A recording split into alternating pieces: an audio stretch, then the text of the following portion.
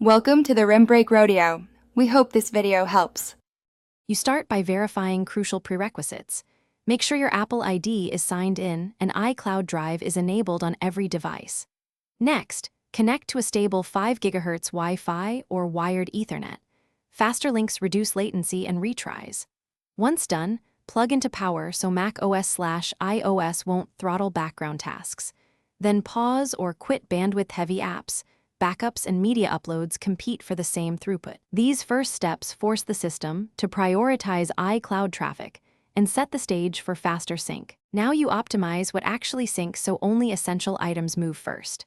On Mac, open System Settings to select specific folders and disable desktop sync if not needed, reducing file count speeds processing.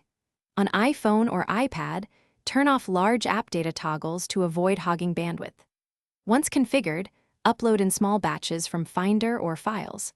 Smaller, sequential transfers complete faster than thousands of tiny parallel ops. Make sure to pause automatic backups until the main data finishes syncing so the queue clears. To finish, restart each device so iCloud background services restart and reevaluate the new priorities and queues. Then monitor progress. System Settings shows status, and on Mac use Activity Monitor or Console to watch upload/download activity. If you see long stalls, sign out and back into iCloud on the affected device to rebuild the sync index. That forces reconciliation.